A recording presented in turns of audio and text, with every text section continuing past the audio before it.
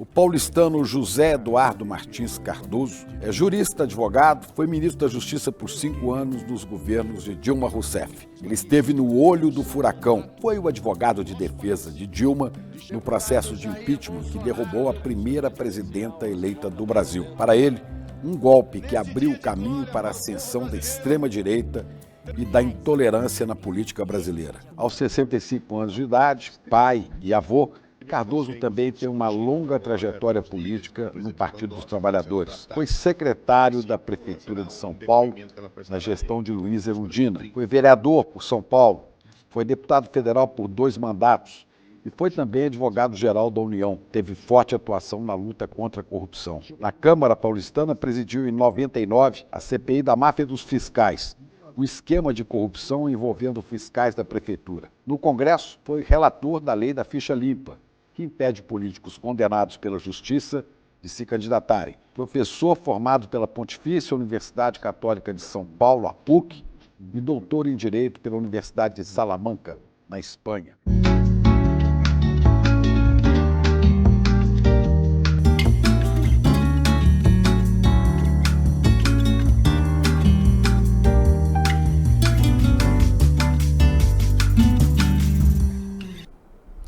Bom, e ele está aqui conosco para falar de vários momentos dessa vida cheia de histórias. Ministro Zé Eduardo, é um prazer te receber aqui no ICL. Chico, é um prazer e um privilégio imenso estar novamente com você. Amigo de muito tempo, a gente se conhece há muitos tempo. Anos. Não é? Desde a máfia dos fiscais aí em São Paulo, né? Essa máfia dos fiscais, quando eu fui repórter Exatamente. Dessa história, né? E apresentador de televisão É verdade. no meio desse terremoto, esse furacão, né? É verdade. De São Paulo.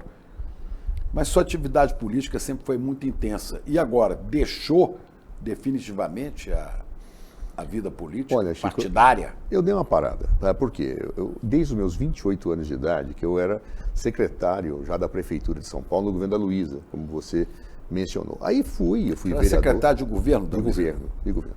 Aí depois eu fui vereador, fui presidente da Câmara, 2 anos, me elegi deputado federal, depois outro mandato de deputado federal, e a hora que eu tinha decidido não disputar mais eleições, eu mandei uma carta para os meus eleitores dizendo que eu não ia mais participar, aí eu virei ministro, fiquei mais de 5 anos no Ministério da Justiça, eu sou, no período democrático, o ministro mais longevo da história, e aí, no finalzinho, fui advogado-geral da União, onde eu fui advogado do impeachment da Dilma. Depois de tudo isso, Chico, era hora de eu estar cuidando um pouco da minha vida acadêmica, que estava parada, e colocar a advocacia um pouco como forma de eu retomar uma situação até de busca de um pouquinho de estabilidade financeira. Eu me lembro, né, que a gente conversava muito, né? E um certo dia você tinha uma convivência na política muito próxima, seu grande amigo Pedro Dalari, filho do Dalmo. Meu amigo até hoje, grande irmão meu. E o Pedro deixou o mandato, falou, não vou concorrer mais. E eu li uma entrevista sua na Folha de São Paulo, de uma página, quando você dizia, acabou, não vou me candidatar a mais nada, Exatamente. Vou cuidar da minha vida de advogado. Isso. Mas aqui foi em 2009. Foi, e aí veio o governo, né? Ou seja, Dilma, eu começo a participar da campanha de Dilma, da coordenação, eu era secretário-geral do PT nacional. Eu posso contar? Pode, se você claro. não quiser contar, né? Porque o ministro Eduardo me fez uma confidência e falou, olha, veja que coisa, eu estou deixando tudo agora, não quero mais mexer com o mandato, eu quero cuidar do direito. E a hora que eu tomei essa decisão, eu falei, estou espantado, eu li sua matéria na Folha de São Paulo, sua entrevista. Você tinha sido o segundo mais votado do Estado, né? É verdade. Como deputado federal, sim. Só o Zé Dirceu teve mais votos. O Zé Dirceu teve mais, porque eu tive o mesmo voto do Zé na capital naquele momento. Aí no interior, ele tinha um trabalho já historicamente consolidado e acabou ganhando de mim. Você teve ali os mais de 300 mil votos para deputado. Para vereador, que eu tinha batido o recorde, que eu fui 229 mil votos para vereador, 4% da cidade de São Paulo na época. Pois é, ele falou, não, estou parando com isso, acho que eu vou parar, mas eu estou com um problema agora. Eu falei, o que é? A candidata que o presidente Lula está escolhendo para a sucessão, até não tem tanto contato assim com ela, quer que eu assessore Exatamente, durante a campanha e estou em dúvida, porque eu estou querendo sair, estão querendo que eu assessore. Eu falei, vai.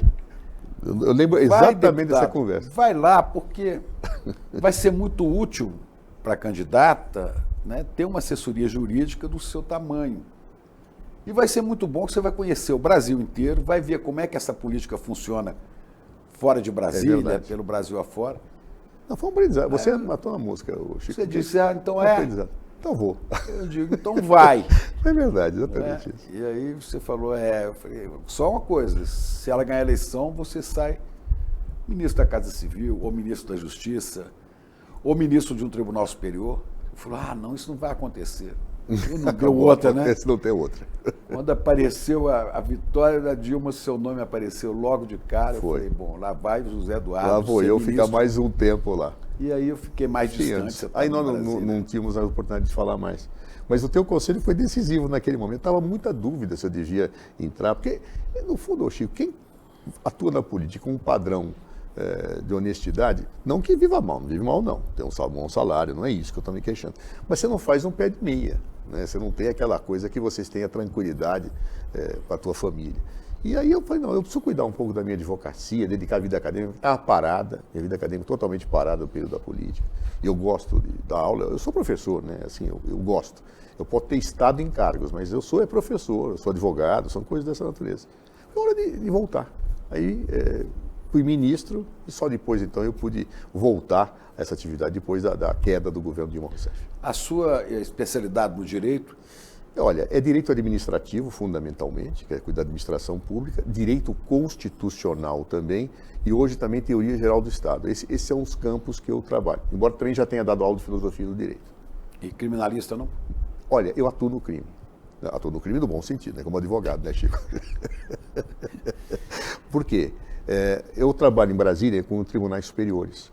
E nos tribunais superiores, eu advogo em todas as áreas. E os advogados me levam as causas para eu trabalhar. O criminalista faz o estudo e eu sempre trabalho com advogados que eu considero de um excelente padrão. Então, eu acabo atuando no eleitoral, que não é a minha área de origem, atuando no criminal, que não é a minha área de origem, direito de família, direito societário. Eu acabo pegando todas as causas, mas sempre com um suporte de técnicos e especialistas na área.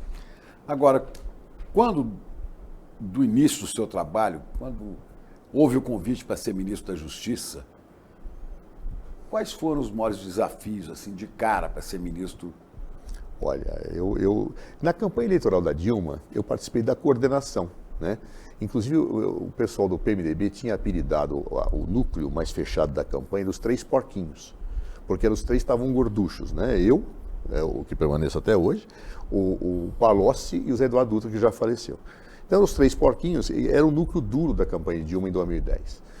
Rapaz, foi um desafio, foi um aprendizado. Eu me lembrava de você falando, vai que vai ser bacana você conhecer a vida. Um aprendizado daquela campanha eleitoral. Eu funcionava como o coordenador do jurídico da campanha e acabei depois funcionando um pouco como porta-voz das situações de campanha, como aquele que falava com a imprensa aqui do que era necessário no dia a dia. Então, olha, aprendi demais, foi um grande aprendizado. E depois o Ministério da Justiça nem se fala. É um dos cargos mais difíceis da República. Comentava até outro dia com o ministro Ricardo Lewandowski, né, que hoje está na Justiça, e eu falava, olha, não te invejo a sorte, viu, Ricardo, porque esse ministério, você tem que rezar para ser uma crise só por dia. Essa é a verdade. E como é que você viu o surgimento daquela campanha que resultou no golpe, que foi um golpe contra a presidenta? Como é que você viu o surgimento daquilo? Chico, eu não acreditava que aquilo fosse ocorrer. Havia um padrão de ingenuidade que a história me mostrou que estava errado. Anos depois eu li um livro, já durante o processo de impeachment, de um estudioso, um professor da Universidade de Pittsburgh, um argentino, né, que chama Pérez Linhan, em que ele falava que depois do fim da ditadura militar, livro escrito antes do governo Dilma, depois do fim, quando um governo colidia com as elites, ou convivia com os setores da sociedade que não queriam mais mantê-lo no poder, ele não havia mais golpe militar. Ele escrevia isso, estava fora de moda o golpe militar, era muito mal visto internacionalmente. Então, o impeachment presidencial passou a ser utilizado como uma forma de afastar, às vezes com causa, às vezes sem causa, presidentes que incomodavam a elite, o establishment. E aí, lendo isso, eu percebi o quanto ingênuo eu era ao acreditar que a Constituição brasileira jamais autorizaria uma coisa daquele tipo que foi feita. Quer dizer, como ministro da Justiça, você não percebia Impossível, eu não que percebia. estavam preparando um golpe? Não. A gente percebia uma instabilidade. Quer dizer, no primeiro período do governo Dilma, o primeiro ano, o segundo ano, ela tinha uma popularidade altíssima. Depois, quando você tem, ao longo do tempo, uma situação de crise internacional na área dos commodities e aqueles movimentos de rua, né, aquilo Do junho de 2013. Exatamente. Aquilo joga a popularidade de Dilma ladeira abaixo. Mas ela conseguiu, num embate político com aqueles que buscavam uma recomposição neoliberal no país, ela fez o embate e ganhou. Ganhamos apertado, mas ganhamos. Mas no dia seguinte... A segunda eleição. A segunda eleição. No dia seguinte, já se começa a falar em impeachment, né? Ou seja, os setores que foram derrotados na eleição começaram a procurar uma causa para o impeachment. Não era um já motivo. viu o discurso do Aécio dizendo que não ia aceitar? Claro, que não ia aceitar. Ou seja, não é que é um impeachment que se deu a partir de uma causa, era uma decisão de trabalhar o impeachment que procurava uma causa. Isso aconteceu. Ora, eu não acreditava, porque eu não via causa nem motivo para o impeachment. Quando ele é aberto, eu percebi que havia uma situação de instabilidade. O presidente da Câmara era o Eduardo Cunha. Aliás, o Eduardo Cunha, que me tem em altíssima conta, ele fez uma biografia, ele me citou 360 vezes. Quase uma por dia. Pejorativamente. Tá, o que muito me enobrece, inclusive. Mas seja como for, o Eduardo Cunha abre o processo de impeachment numa retaliação ao governo, pelo fato do PT ter votado pela abertura do processo de cassação dele, e eu começo a perceber que a coisa não estava bem.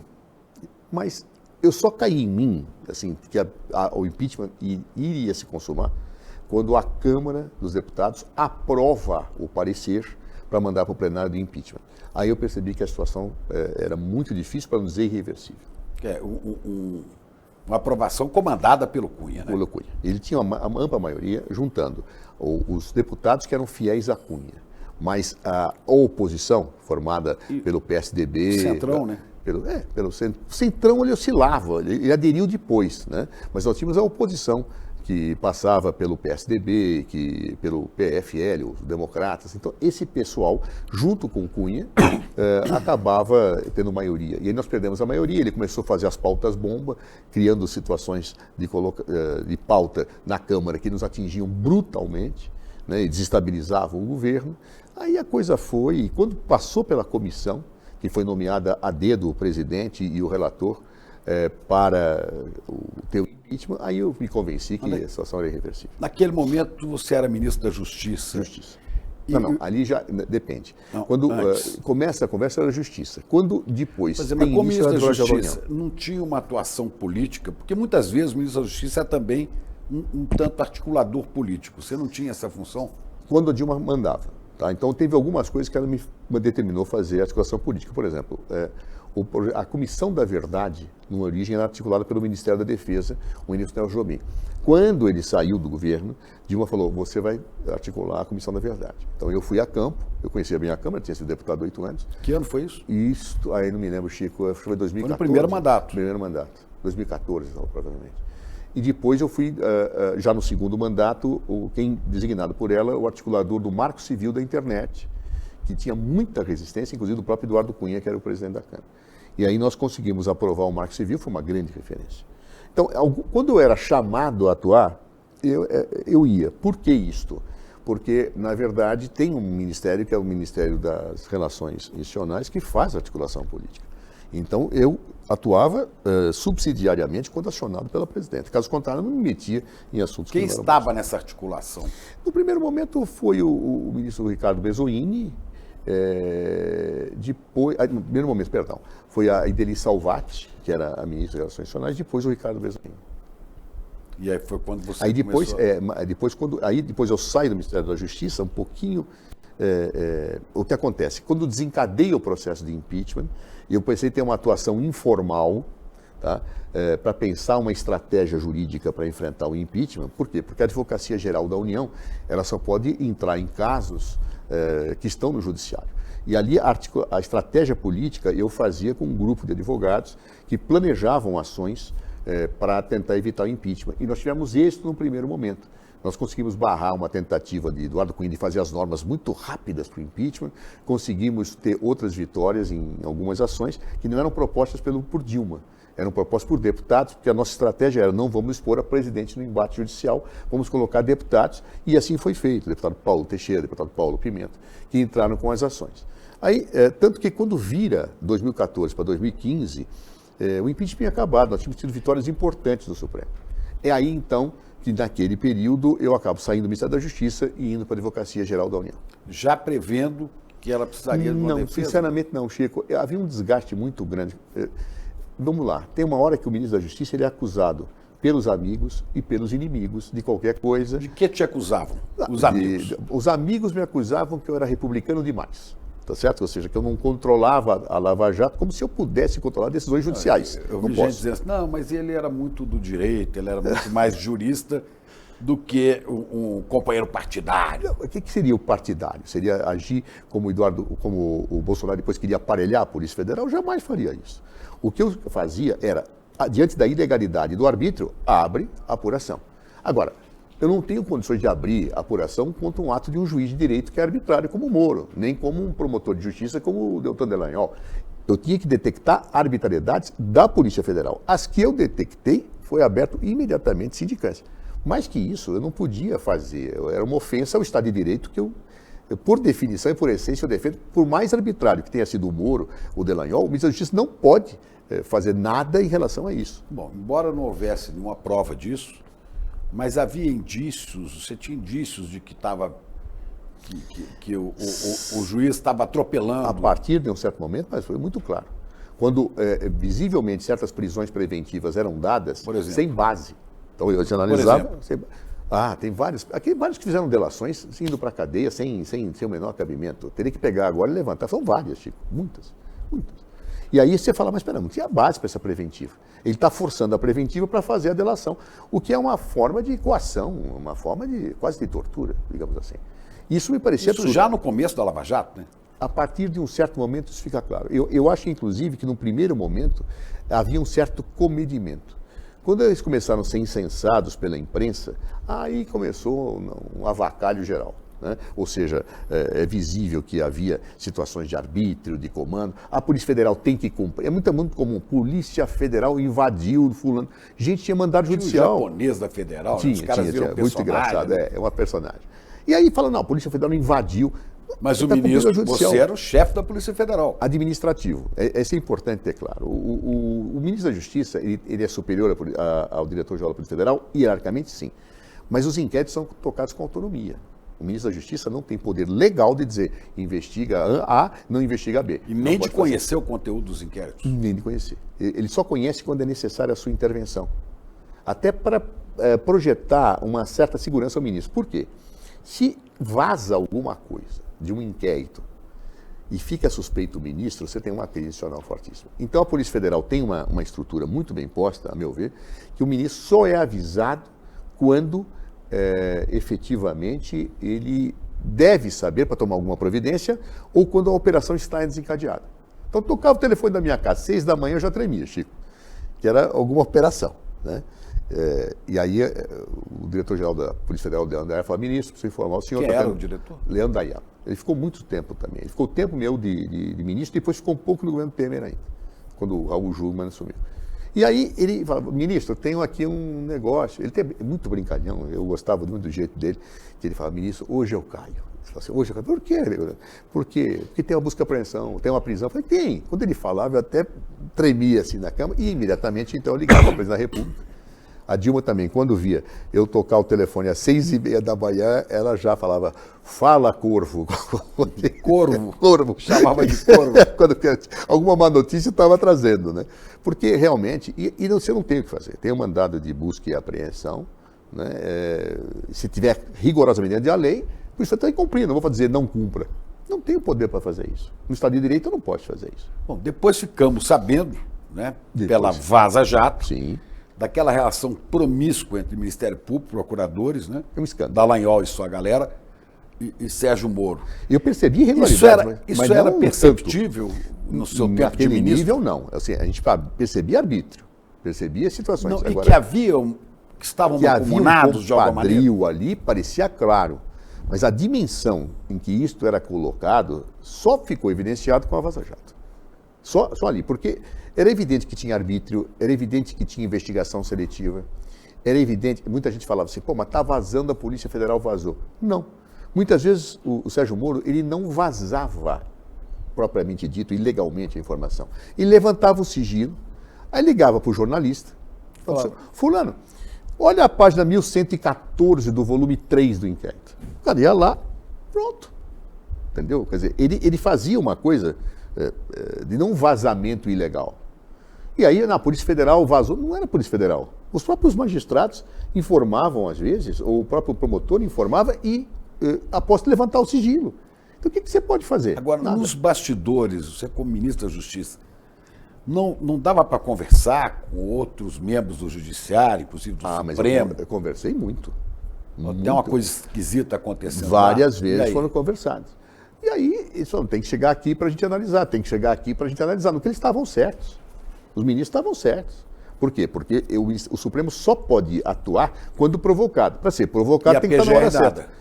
A PGR, várias vezes eu conversei com o Rodrigo Janot, inúmeras vezes. Eu tinha uma excelente relação pessoal com o Rodrigo, falava e ele não concordava, ele achava que estava tudo em ordem, que ele tinha criado a força-tarefa e que estava tudo em ordem, que não havia arbítrio. E o que você faz numa hora dessa? E o Janot depois teve aquele episódio desagradável, de um certo desequilíbrio, né? Que ele disse que Aquele episódio do Gilmar, né? tinha ido ao Supremo para matar o ministro Gilmar Mendes, que teria ido até armado, né? É verdade. Quer dizer, ali era muito difícil, né? Veja, ali é todo um contexto, de um conjunto de situações, Chico, que eu ainda tenho que escrever um livro. Algumas passagens eu vou fazer um livro para publicar depois da minha morte, Chico. Conta Então, você uma vai que ver vai estar depois no de livro mim. que eu não sei ainda. No livro tem muita coisa, agora tem coisas que eu vou publicar depois da minha morte, porque quando você não tem prova de alguma coisa, mas você tem ciência, se eu falo hoje algumas coisas que eu suspeito, seguramente eu vou tomar um processo, né? E vamos viver em paz, mas no futuro, como testemunho da história, e até para bons jornalistas investigarem o que aconteceu, eu pretendo deixar um legado informativo das minhas impressões. Mas isso já pode ser escrito já. Não precisa ser publicado. Já. Mas já deve ser escrito, ou já está escrito. O Márcio Tomás Bastos, meu querido amigo falecido, ele dizia que ele tinha feito um acordo, eu não sei se isso é verdade ou mentira, tá? Que ele fez um acordo com uma editora para publicar o diário dele, ministro da Justiça, 50 anos depois da morte dele. Tá? Porque ele tinha essa mesma percepção que eu tenho. Você não pode falar certas coisas. Mas por que 50 anos? Podia ser Porque há 50 anos que ele possivelmente estavam prescritos os crimes, que ele podia estar cogitando, ou ninguém podia ir contra os seus próprios herdeiros. Sei lá, ele falou 50 anos. Eu não sei até hoje se isso é verdade ou mentira, Chico.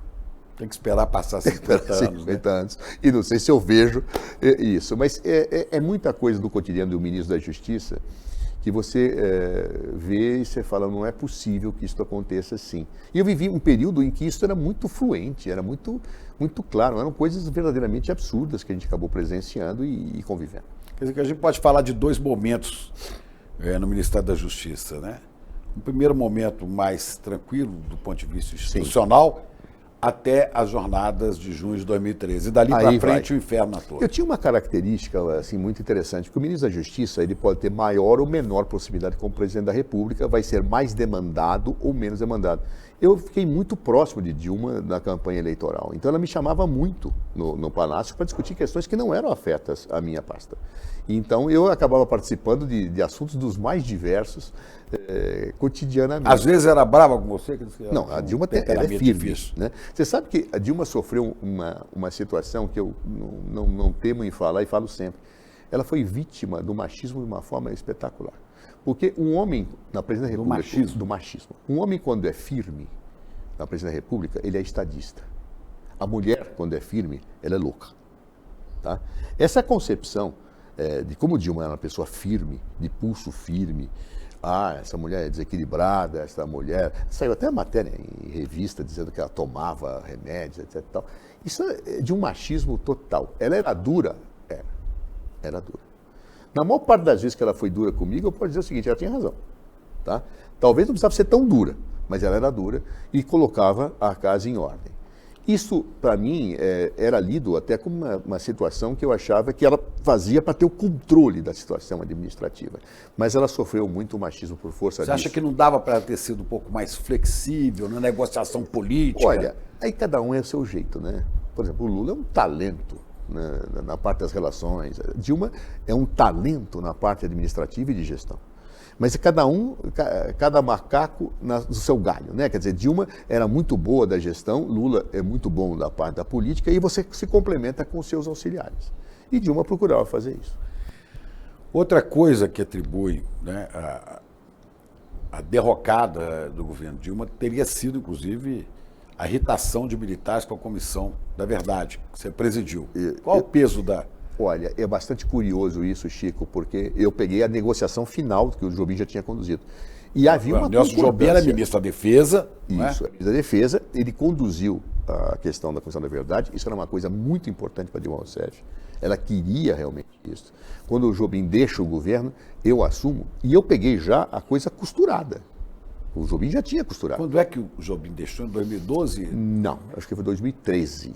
Se não me falha a memória, essas datas... 2 ou 3 anos no governo. Foi 2, 3 anos. Ele costurou, muito bem costurado. O Jobim é habilíssimo. Ele tinha costurado, e tanto quando eu cheguei, já estava o projeto na Câmara, eu tinha que negociar a aprovação. E houve momentos, inclusive, em que havia resistência por parte de setores, como o Jair Bolsonaro, por exemplo, que resistia à aprovação da Comissão da Verdade. Não, mas o Jair Bolsonaro naquela época era... Mas ele queria obstruir a sessão. Eu me lembro de ter conversado com ele. E ele falava, não pode, isso é um absurdo. Eu falei, Jair, tem acordo com... O que, por exemplo? Por exemplo, ele criava problemas com a hipótese que os militares não poderiam mentir, por exemplo, e que poderiam ser processados, que eram obrigados a falar, coisas do gênero. Ou que aquilo ia ser parcial, que nós íamos nomear pessoas da esquerda e não íamos pegar o outro lado da história, aquele discurso que você conhece bem. E eu conversando com ele, assim, com o ministro, estava inclusive na Câmara dos Deputados, no dia da votação, ele queria obstruir, eu falei, Jair, não para com isso, tem acordo com os militares. Ele falou isso com... Falei com o Jair. Ele Jair falou, Bolsonaro. não tem não. Falei, você quer ver? Peguei o telefone, liguei para o chefe do Estado-Maior das Forças Armadas, falei, tem acordo ou não tem? Tem. Entendeu? Quer dizer, havia uma consonância. Claro que possivelmente muitos dos militares que tinham uma relação de identidade ou de participação, sei lá o quê, com a Revolução, não gostavam, torciam o nariz. Coisa que depois se percebeu, depois da aprovação, que eles queriam obstar que fosse a fundo a Comissão da Verdade em vários momentos, né? Mas eu não posso atribuir isso a todo o Exército, ou a todas as Forças Armadas, não seria justo. Mas entre generais, almirantes e brigadeiros, havia pelo menos um que falava, toca isso para frente? Havia. Eles, assim, ninguém para mim chegou e falou assim, vai dar problema, vai parar. Ninguém falou isso das Forças Armadas. Obviamente, depois fica claro que havia uma insatisfação, mas não revelada, tá? Isso fica claro até hoje, quando se fala, e vários militares chegam a dizer, até em off para a imprensa, que havia uma insatisfação muito grande. Isso não era visível, ninguém se expunha para falar. Pelo menos eu não recebi isso. Pegando esse contexto dos militares da época e trazendo para os dias atuais, quando a gente viu militares de altíssima patente envolvidos com tentativas de golpe, agora com essas revelações que vêm do inquérito da Polícia Federal, até de complô para assassinar o presidente, o vice, o ministro do Supremo, o ex-presidente do TSE, né? Naquela época seria possível isso? Não. Por que não, Chico? Esses sentimentos, se é que existiam, e eu acho então hoje que existiam já na época, estavam trancados e muito bem trancados dentro de um armário. Alguém foi lá e abriu. Pois é, quem é que destampou? Jair Bolsonaro. Por que ele faz isso? Primeiro... Jair Bolsonaro ou Sérgio Moro antes com a Lava Jato? Não, isso, é uma combinação, tá? Mas em relação aos militares, especificamente, é Jair Bolsonaro. Moro na produção de um processo de insatisfação, tá? Ou de perseguição seletiva de setores político-ideológicos para que você carimbasse a fama de corruptos, claro? Havia ali um apoio militar também ao Moro?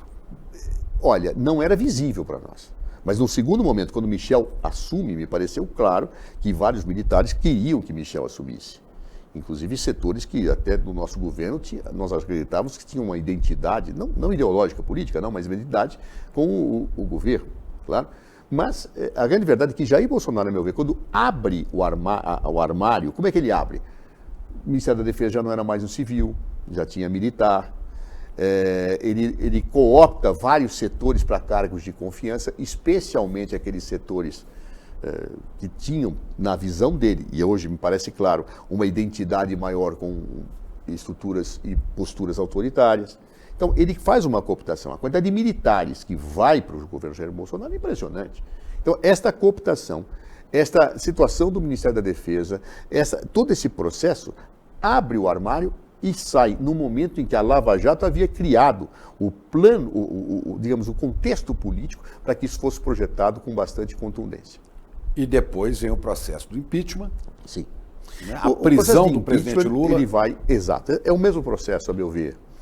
As coisas começam a se desequilibrar no processo de impeachment. Moro foi decisivo no processo de impeachment, não apenas pela investigação da Lava Jato com uma série de arbítrios, mas por tomar certas medidas, como a divulgação daquele áudio, né, que foi o que ressuscitou, digamos assim, o processo de impeachment, porque quando vira 2015 para 2016, algumas decisões do Supremo Tribunal, muito corretas inclusive, haviam tirado o arbítrio de Eduardo Cunha para tocar o processo de impeachment. Foi o áudio indevidamente divulgado por Sérgio Moro, aquele tchau querida, né, do Messias, que é um verdadeiro Jorge absurdo. Messias. Ali eu já era advogado-geral da União. E eu me lembro, Chico, que eu tinha feito uma sustentação oral no Supremo e estava saindo com um batalhão de jornalistas enfiando o microfone. O que o senhor fala do áudio? Eu falei, mas que áudio? O que vocês estão falando? Que áudio? Eu não sabia o que era aquilo. Me recuei, liguei para Dilma. Presidente, venha para cá imediatamente. E eu vou ao Palácio da Alvorada. Ela estava no Alvorada, estava ali no Planalto. Falei, que diabo de áudio? Ela falou, não sei. Eu não sei o que é isso. Estão dizendo que eu falei, eu não falei nada. Eu falei, a senhora falou alguma coisa com o presidente Lula? Eu falei, não falei nada.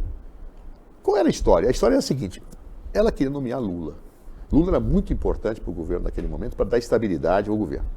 Diziam que era uma maneira de, nomeando Lula ministro da Casa Civil, ele isso é de uma inverdade. Sabe por quê? Imunidade para isso não é ser de uma preso. inverdade, porque eu sou testemunha. Lula não queria aceitar a nomeação justamente porque eu dizer isso. E ele falou várias vezes para Dilma, eu não aceito, não vou aceitar porque vão dizer que eu quero fugir da prisão.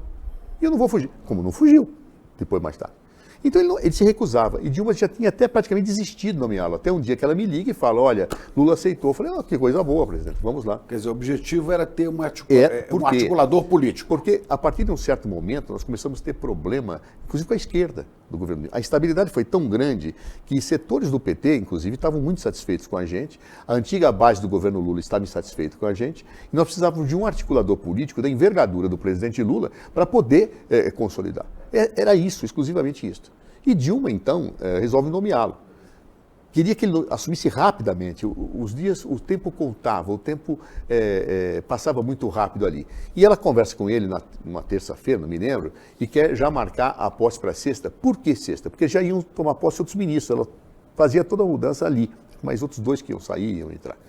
E aí Lula fala, eu tenho um problema, porque eu vou levar a dona Marisa sexta-feira no Hospital Sírio-Libanês para fazer um exame, disse ele. E eu não vou deixar a Marisa sozinha, eu vou com ela. E ela fala, bom, então Lula, vamos fazer o seguinte, eu te dou posse, já para criar o símbolo. E você vai. E você vai. E ele fala, mas eu quero fazer uma grande cerimônia. Ele falou, você faz a transmissão de posse.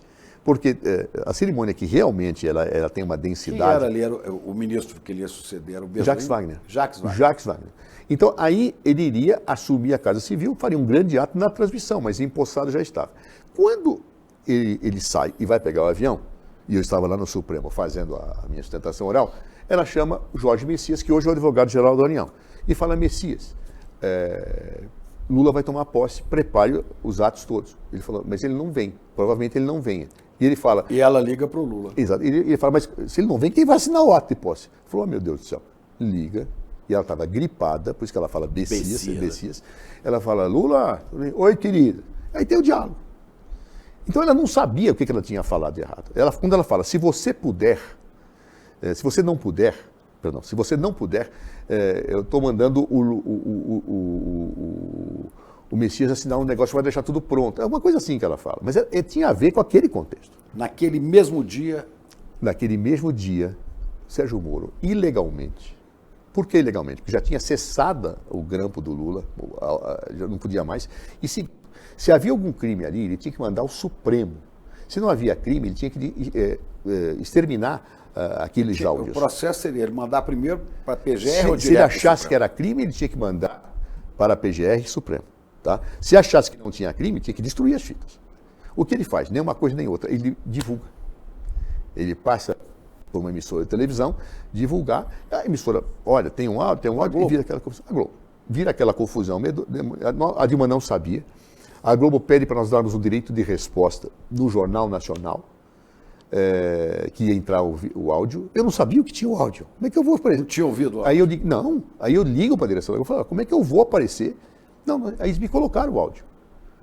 Que é isso? Aí eu falo, meu Deus do céu, eu quis falar isso. Aí eu vou à Globo, eu participo do Jornal Nacional, só que ninguém ouvia.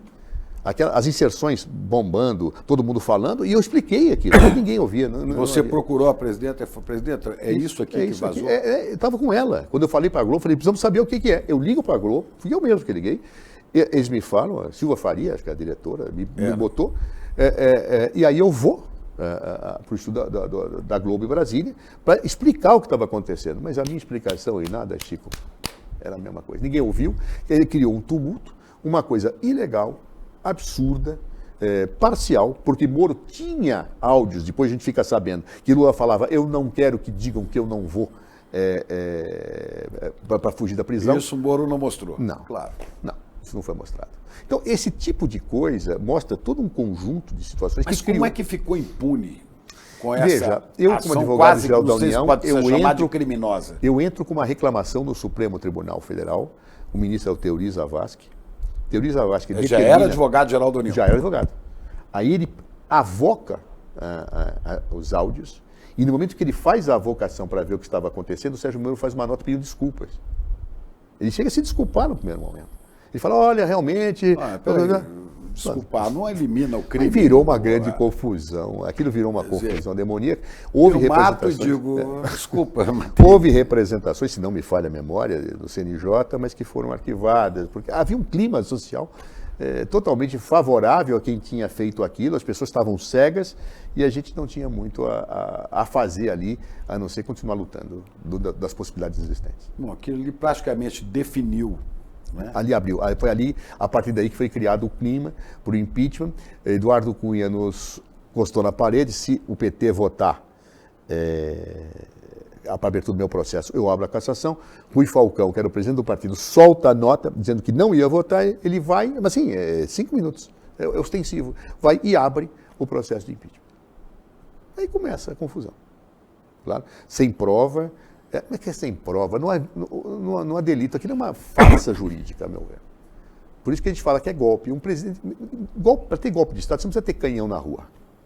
Você tem que ter uma destituição ilegítima de um presidente eleito democraticamente. O que é legítimo na destituição? É causa efetiva do crime de responsabilidade. Não tinha. Isso é confessado, inclusive, pela doutora Janaína Pascoal na fala final do impeachment, que ela fala: Dilma não está sendo afastada por esses fatos, é pelo conjunto da obra. Olha, conjunto da obra decide-se na urna e não em processo de impeachment, que tem que ter um ilícito grave, chamado crime de responsabilidade, para que o presidente possa ser afastado. Bom, aí quando foi aberto o processo mesmo de impeachment, né, você deixa a função de advogado-geral da União ou continua, né? Sim e não. No primeiro momento, quando está na Câmara dos Deputados, eu defendo Dilma como advogado-geral da União, que é perfeitamente possível, porque a lei permite isso expressamente. Até tentaram me acusar que eu não podia. Pode, a lei é expressa dizendo que pode. Se o advogado-geral da União está convencido de que não há ilicitude, de que não há dolo, ele pode defender qualquer servidor público. Né? Então, eu fiz isso. Só que Dilma, quando é aberto pelo Senado o processo, estrito sensu, de impeachment, ela é afastada da presidência. Que o Senado é a instância julgadora. Instância julgadora. A Câmara autoriza o Senado a abrir. Durante o processo na Câmara, eu era advogado-geral da União. Quando o Senado autoriza a abertura, Dilma é imediatamente afastada, permanece presidente, mas não exerce. Assume o vice. Nesse momento, todos nós saímos do governo. Temer nomeou o seu ministério e eu não era mais advogado-geral da União. Então eu continuei como advogado particular de Dilma Rousseff, naquele momento. Era até uma situação bastante curiosa, Chico, porque o ministro da Justiça tem que manter uma quarentena de 6 meses. E aí, eu posso continuar ou não? Eu perguntei ao Conselho de Ética da Presidência se eu poderia continuar no processo de impeachment. Ele disse, como você já é o advogado, tá? Pode. Excepcionalmente, mas não pode pegar nenhuma outra causa. Então, eu era advogado de uma causa só, recebia os vencimentos de ministro, porque a quarentena exige isso, já que você não pode trabalhar, né? E todos os outros advogados nossos eram voluntários, não tinha recurso para pagar ninguém, não. Então, eu ficava lá o tempo inteiro, gente, amigos, companheiros, advogados, tinha um grupo de 10 advogados que voluntariamente ficavam discutindo comigo, ajudando redação, economista, com a Esther Dweck, por exemplo, que hoje é ministra do presidente Lula de gestão, foi indispensável, até para a gente entender a parte do orçamento que estava sendo acusado. Né? E quando eu entendi aquilo, porque... As pedaladas, né? Chico, eu te digo o seguinte, quando eu peguei aquilo, eu disse, onde é que está o problema? E eu não consegui entender, tão intrincada era, e olha, eu sou professor de direito administrativo. Eu não consegui, aí chamei a Esther Dweck, a Esther, em várias reuniões, me explicou, falei, mas isso é um absurdo. E aí, então, a gente colocou esse absurdo nas peças de defesa. Né? E aí houve uma discussão, Chico, que eu tenho que retratar, que é muito interessante. Quando fica claro que, especialmente quando o Senado abre o processo, que nós íamos cair, a pressão social, tudo aquilo que estava colocado, houve uma discussão interna, petit comitê, se era correto ter advogados defendendo o impeachment, se não era melhor a gente não colocar nenhum advogado e para deixar... denunciar a arbitrariedade essa era a do discussão. E Dilma abriu essa discussão e ficou ouvindo. E eu me lembrei, Chico... Quem que abriu a discussão? A Dilma. Eu não lembro quem estava, se era Jacques, se era Bezoin, não me lembro exatamente quem era que estava ali. E essa discussão foi colocada, e eu me lembrei de uma situação que eu sempre cito, Chico, do primeiro ano de Faculdade de Direito da PUC, de São Paulo, e que era ditadura militar, e tinha aquelas semanas jurídicas que vão palestrantes, e tinha um palestrante, né, que eu não lembro quem é. Era um advogado de preso político, eu te juro que eu não lembro. Primeiro ano, eu não lembro de outras coisas. E, em um dado momento, algum aluno perguntou, doutor, o senhor é advogado de presos políticos, o senhor não acha que o senhor faz um verdadeiro papel de palhaço, sendo advogado em processos que o senhor sabe que as réus vão ser condenados? Não seria melhor o senhor estar ausente desses processos e denunciá-los fora, ao invés de legitimar com a sua presença esse processo? Ele deu uma resposta que eu nunca esqueci. Ele falou, olha, meu filho, muitas vezes você vai pegar processos da vida que o juiz já está decidido em relação ao veredito. Quando isso está acontecendo, nunca abandone a defesa. E grite alto. Por quê? Porque a sociedade fora tem que escutar os gritos da tua sala de audiência para que perceba que ali está sendo cometida uma injustiça. Se você não erguer sua voz e suas razões não forem colocadas para fora, a verdade da injustiça será consumada e ninguém vai desfazer isto. Grite alto em situações dessa hora. Por exemplo, é a discussão também da anticandidatura de Ulisses Guimarães, Exatamente, que não havia nenhuma chance mas você faz para fazer um ganhar a contraponto. presidência, mas ele fez para manter esse espaço. E naquela reunião, me lembro que eu falei, não, claro, não citei esse fato, mas eu falei, olha, se nós, é tão complexo o caso do impeachment, tão complexo, que se nós não usarmos o nosso espaço para estar mostrando que isso é um golpe, mostrando que isso é uma artimanha, mostrando que isso não tem motivo, vai se consolidar a ideia de que nós somos culpados, gente. Não adianta a gente berrar lá fora, tem que berrar dentro e fora. E Dilma falou, você tem toda a razão, você vai continuar fazendo a defesa,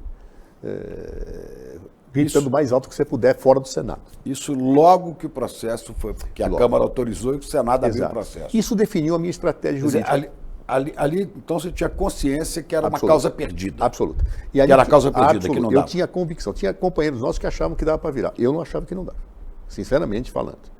E acho que Dilma também achava que não dava. Né? O que foi a estratégia de defesa? Eu tinha que traduzir aquilo, que era um negócio técnico sofisticado, em linguagem que todos pudessem entender, para perceber a atrapalhada que estava se fazendo com a Constituição brasileira naquele momento. Eu procurei fazer isso do começo ao fim. Eu procuro ser didático do começo ao fim, a atingir argumentos, a mostrar que aquilo era equivocado. Então, isso foi o que me orientava o tempo inteiro. Tanto que a acusação foi mudando ao longo do tempo.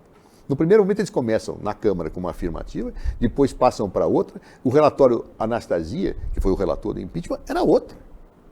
Né? Inclusive que eu chego, em dados momentos, até a ironizar, porque eu me lembro de uma brincadeira que eu fiz do plenário do Senado, E a Anastasia é uma pessoa que eu me dou muito bem com ele, sempre me dei bem, mas naquele momento nós estávamos Com quem? ali. O Anastasia, que era o relator, hoje é ministro do TCU, eu me dou muito bem com ele.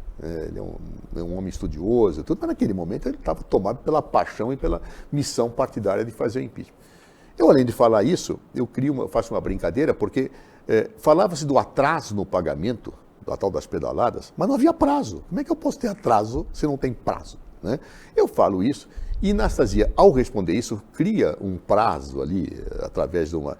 Dilma depois mandou colocar prazo, então aquele prazo tinha que voltar para o passado. Uma ginástica intelectual, ao meu ver. E eu chego a dizer que aquilo era um prazo que merecia um nome. Porque, da mesma forma que na música e em outros lugares você dá o nome do inventor, por exemplo, o canto gregoriano, do Papa Gregório, né? Ali foi criado o prazo anastasiano. Tá certo? Que era um prazo que foi inventado por ele e que não tinha sentido. Então eu usava a ironia, usava esse tipo de coisa como uma forma de denúncia, para levar as pessoas a perceberem. Tanto que eu acho que nós fomos exitosos, que a própria acusação no final falou, ela não está sendo afastada por esses fatos, está sendo afastada pelo conjunto da obra. Eu falei, olha, história, muito obrigado. Como a gente disse muitas vezes, nós jornalistas, né, que esse é um processo político. Exato. Só que o impeachment, ao contrário do parlamentarismo, Chico, que não tem essa situação, porque no parlamentarismo você pede a maioria, você pede, o governo cai. Tá? Basta aprovar a moção de censura, tchau. Sim. No presidencialismo, a partir da matriz da Constituição dos Estados Unidos, ele é um processo jurídico-político. Para você ter a apreciação da inconveniência da manutenção, eu tenho que ter provado a prática de um ilícito grave. Se eu não tiver a prova disso grave, o Congresso tem um pressuposto jurídico para desencadear o processo político, o julgamento político. Isso vem da Constituição dos Estados Unidos de 1787. O Brasil reproduziu esse modelo presidencialista, onde o presidente é eleito e tem direito subjetivo, direito pessoal, a permanecer exercendo o seu mandato. E só pode ser tolhido se ele praticar um ato ilícito. Praticado o ato ilícito, o Congresso avalia se é conveniente afastá-lo ou não. Bom, naquele dia em que foi definido, que foi julgado, que foi sacramentado, a presidenta Dilma Rousseff perdeu o mandato, como é que foi aquele dia e depois daquilo? Você continua... Chico, a minha atuação, ela termina um dia antes, que é quando faz as falas. Assim, Dilma Rousseff fez uma fala de 16 horas, que respondeu as perguntas. Aí, depois disso, no dia seguinte, houve a fala das defesas, eu tinha que falar 1h30, antes a acusação, a Janaína e o Miguel Reale falaram 1h30, eu falei 1h30. E eu me lembro que ali teve uma situação que foi muito... Eu estava muito cansado, Chico, eu estava exausto. Tinha machucado o pé, a imprensa falava a defesa de Dilma...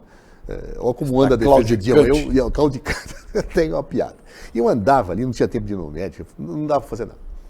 E quando eu fui fazer, eu talvez em situações normais, eu absorvesse isso com muita tranquilidade. Mas naquele momento, no final da sua fala, a doutora Janina Pascoal, ela faz uma fala em que ela praticamente meio começa a chorar, dizendo que estava fazendo aquilo tudo pelo bem dos netos de Dilma. Que aquilo era para fazer um país melhor e tal. Bom, aquilo me deixou numa irritação, Chico. Mas numa irritação que eu diria, em situações normais você não fica, mas eu estava exausto. E ela acabou de falar isso, o Lewandowski, que era o presidente, né, do processo, me chama, falava do José Eduardo Cardoso. E eu falei, se eu não responder isso imediatamente, eu vou me desconcentrar. Então, eu tinha um plano todo, né, do que eu ia falar, claro.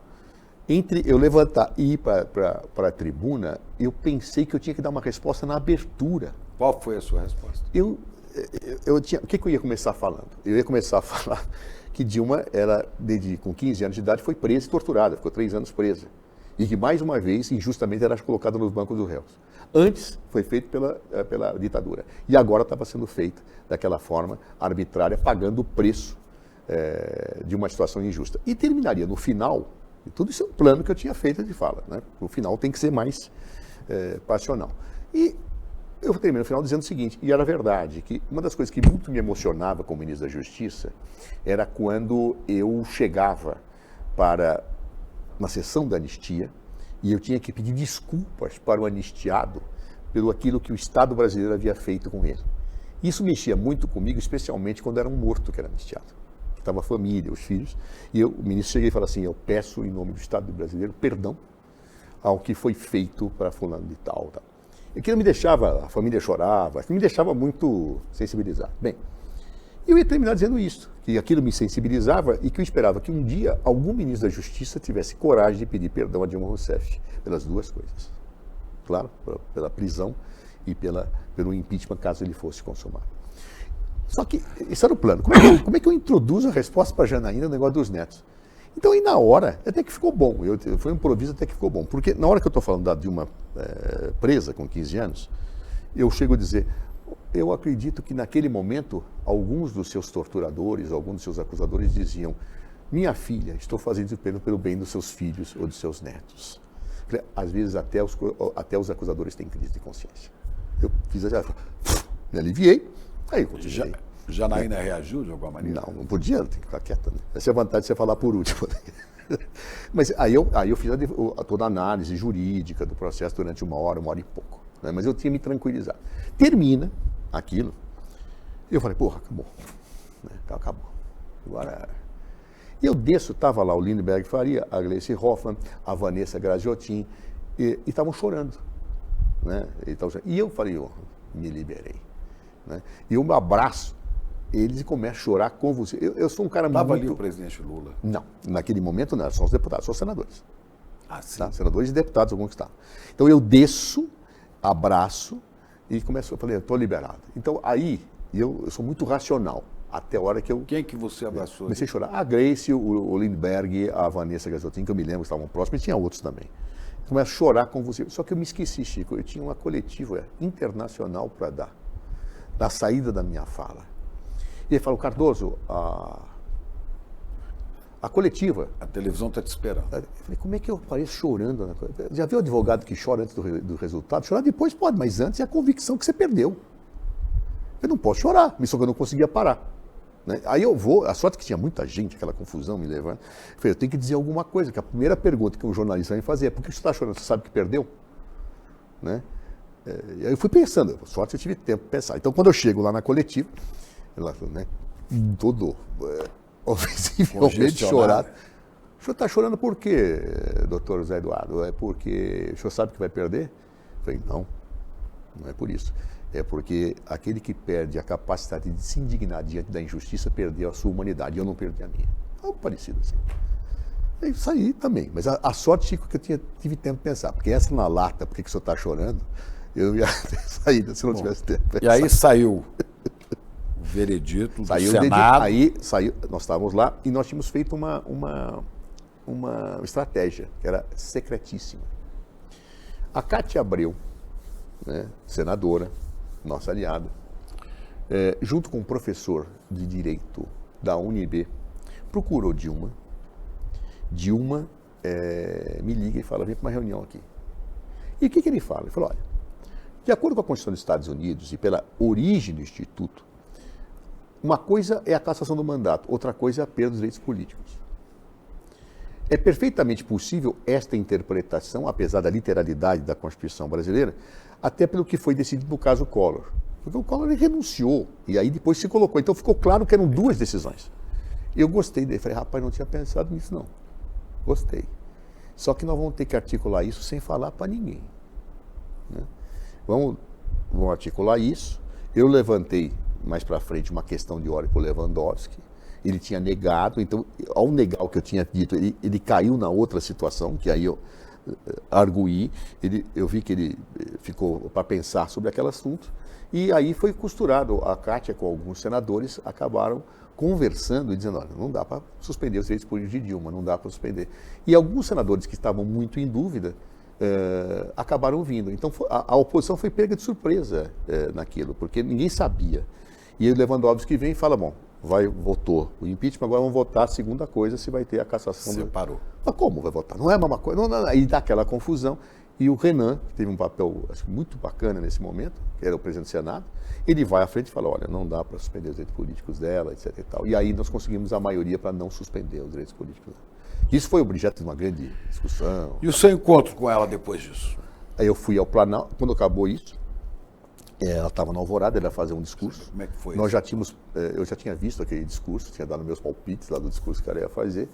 Aí encontramos, praticamente só. Ela é muito firme, né? Assim, é uma pessoa assim, Só para você ter uma ideia, Chico, aquele dia que eu estava chorando, que eu dei a coletiva, eu saio, toco o telefone, a Dilma. Ô Cardoso, por que você está chorando? Essa choradeira aí. Ela falou. Você é fingido, hein, cara? Você é fingido, hein? Eu sei que você é fingido. E começou a tirar o sarro. Mas que era uma maneira dela me fortalecer, né? Então, ela em nenhum momento desmoreceu. Isso é uma coisa, assim, impressionante. Eu saí, encontrei com ela, dei um abraço nela ali, ela faz o discurso e vai embora, né? Mas com uma firmeza, assim, achei impressionante essa característica de Dilma. Eu nunca imaginei alguém reagindo com tanta firmeza numa situação como aquela. E depois os contatos terminaram, você voltou Chico, a falar com ela? Claro, é minha amiga. Acabei de falar com ela agora, antes da gravação, estava falando, ela está lá na China, estava falando com ela. Falo diariamente não, mas quase sempre falo com ela, bato papo, etc. Mas aquele dia aconteceu um negócio incrível, porque os ministros desceram com ela a rampa, né? E ela se despede, quando nós vamos voltar, a força do Palácio Planalto disse, o senhor não pode subir. Eu falei, minhas coisas estão lá. O senhor não pode subir. Não deixava nenhum ministro voltar para pegar a minha mala, meu paletó que estava lá.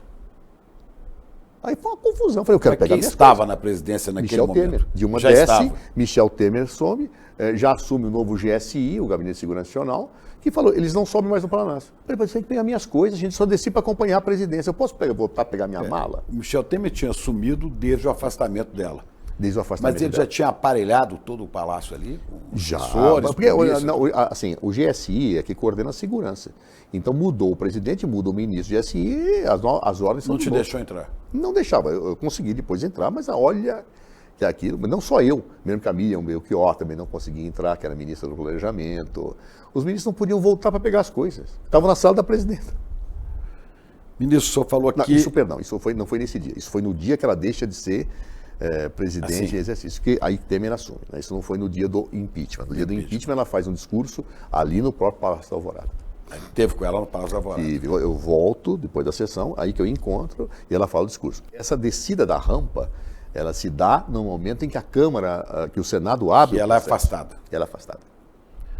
Pois é. Você teve a oportunidade, falou aqui do machismo contra a A Dilma. Dilma, sim. Eu teve duas experiências de ser ministro, secretário da Casa Civil de uma paraibana, Luiz Erundina. E depois ministro da Justiça e advogado-geral da União de uma mineira, Dilma Rousseff. São as figuras femininas mais importantes, mais duras que você viu na vida pública? Mais firmes. É assim, eu diria que as duas são muito parecidas e muito diferentes. Tem características. Elas eram próximas? Não. O que é incrível, eu sou amigo das duas até hoje. A Dilma, a Luísa, eu não chamo de Luísa, né? A Luísa me chama de Zezinho, tal. E Dilma fala, até a Luísa fez agora 90 anos de idade, eu fui lá, dar um abraço nela. Então é uma pessoa que eu tenho uma afetividade muito grande. E Dilma também. Duas pessoas muito firmes, muito honestas, mas muito honestas, de uma honestidade assim, do respeito à coisa pública, que é uma coisa assim impressionante, mas com estilos diferentes. A Luísa ela é mais uma pessoa de relações populares, a Dilma é mais administradora. São pessoas que têm qualidades diferentes, mas muito iguais na firmeza. E eu, assim, muito me orgulhei em ser secretário e ministro das duas. Na minha posse como ministro da Justiça, eu falo isto, que eu sempre fui comandado por mulheres e tinha muito orgulho disso. Isso está no meu discurso de posse como ministro. Duas grandes mulheres. Duas grandes mulheres. Das duas maiores que o Brasil já produziu Seguramente, na vida pública, né? E duas pessoas que eu tenho uma admiração e que eu aprendi demais com elas. Bom, olhando para o Brasil para frente, a gente está aí em momentos também de turbulência política, né? Com tudo isso. Qual é a sua expectativa? Olha, Chico, eu vou te dizer que Qual o futuro que você vislumbra? Eu nunca imaginei, você vê que a gente é ingênuo, né? Eu estudo direito, filosofia do direito, mas eu nunca imaginei que depois de 88, da data da entrada em vigor da Constituição, nós tivemos que voltar a brigar pela democracia. Eu achava que dali para frente a briga era pela igualdade. Não igualdade perante a lei, porque essa está dada na Constituição, mas igualdade material, a igualdade entre brasileiros e brasileiras, de uma forma a ter uma sociedade mais Igualdade socioeconômica, fim da desigualdade Exato. social. Eu achava isso, mas ingenuidade minha, porque nós tivemos que voltar a brigar pela democracia. Desde o desastre do impeachment de Dilma, prisão de Lula, tudo isso que acontece, nós estamos brigando pela democracia, pelo Estado de Direito, e agora com a tentativa de golpe, né, claramente comprovada pelo relatório da Polícia Federal, nós estivemos muito próximos de ter um golpe de Estado. Felizmente, os setores militares, praticamente o Exército e a Aeronáutica, não aderiram, e isso foi o que desarmou a tentativa golpista. Também a clarividência do presidente Lula de, no dia em que acontece o 8 de janeiro, não decretar a GSI, fugiu agora a expressão, a GLO, que é a garantia de lei e ordem, porque se ele colocasse isso, haveria uma assunção do comando militar, e aí não sabemos o que poderia acontecer. O Lula foi muito clarividente nessa hora. A Janja, né? O Janja, que é atribuído a Janja. Se foi a Janja, nós devemos muito, mais ainda a Janja. Mais uma mulher, né? Mais uma mulher, que teve a percepção de que realmente aquilo não poderia acontecer. Você continua afiliado ao Partido dos Trabalhadores? Estou afiliado ao PT. Está desde quando? Desde a fundação do PT. Estava na fundação? Desde menino. Eu entrei no PT com meus 19 anos, eu acho. Mas tem uma militância partidária? Atualmente estou bastante afastado, Chico. Por quê? Quando termina o impeachment, eu falei, não, minha vida acadêmica eu preciso voltar. Então eu comecei a procurar meu doutoramento. Eu fiz doutoramento em Salamanca, USP, na Universidade de São Paulo, os dois. Volto a dar aula numa intensidade que eu gosto, que eu adoro dar aula, é uma coisa que eu gosto de fazer. E o leito das crianças, buscando através da advocacia, né? Então eu montei meu escritório, eu tenho aqui sou associado ao escritório de São Paulo, mas tenho um escritório em Brasília para tribunais superiores, onde eu passo, aí eu pergunto hoje para mim, onde é que você mora? Eu falo, no avião, né? Porque eu fico entre Brasília e São Paulo e Brasília o tempo inteiro. Pois é, a gente tem muitos políticos aí na faixa dos 78, 79, 80 anos, até mais do que isso. Está com 65 anos. 65. Pode-se esperar ainda uma vivência... Chico, eu não sei. Política. Eu só farei isso se eu tiver alguma estabilidade básica. Eu não quero ser rico, porque eu não sou rico, eu sou um desastre no plano negocial. Né? Mas eu tenho estabilidade, né? Para deixar, agora tenho neta também, né? Eu tenho que deixar um pouco de garantia para que eu não fale assim, eu não agi como eu devia ter agido em relação a meus filhos, agora meus netos, né? Então eu quero só fazer. Se eu tiver estabilidade, até posso voltar, mas eu não sei se o tempo já não será mais demasiado. E a urgência da luta democrática? Eu posso lutar em várias trincheiras. Eu permaneço lutando em várias trincheiras, essa eu estou lá. Se for necessário algum tipo de situação, Chico, se for, não é aquele cabotinismo, não, né? Eu nunca fugi da luta, nunca, inclusive no impeachment, né? Nunca fugi, fiquei até o final defendendo o que eu acreditava, né? Então, se for necessário, claro que eu vou, mas não é assim o meu objetivo mais imediato, sinceramente. Obrigadíssimo. Chico, muito bom te rever. Senhor ministro Zé Eduardo, que eu chamo de Zé mesmo. Zé, porque somos amigos há tantos anos. Conheci há muitos anos, há 30 anos. 30 anos. Obrigado. Chico, obrigado. Você. Há uma pergunta que não quer calar. O que será que grande parcela dos mais pobres acaba apoiando políticos que defendem interesses contrários aos seus, que defendem interesses da elite? Será que a esquerda não consegue mais entender os anseios da maior parte da sociedade? Ou será que grande parte dessas pessoas está exatamente reagindo contra humilhações diárias que sofrem e aí resolvem explodir tudo, às vezes até literalmente? Nós vamos ter um debate muito interessante aqui. No dia 13 de fevereiro, uma quinta-feira, às 20 horas, o sociólogo Gessé Souza e o professor Renato Janine Ribeiro vão discutir exatamente isso. Como as elites econômicas levam um país, e principalmente os mais pobres, à autodestruição. A vingança dos humilhados é o nome desta aula magna que você vai assistir ao vivo, online e de graça, aqui nos canais do YouTube do ICL. É o começo do curso de pós-graduação do ICL. Se inscrever é de graça e você só tem a ganhar, só tem a aprender. Fique de olho, é a última chance para a primeira turma do pós do ICL.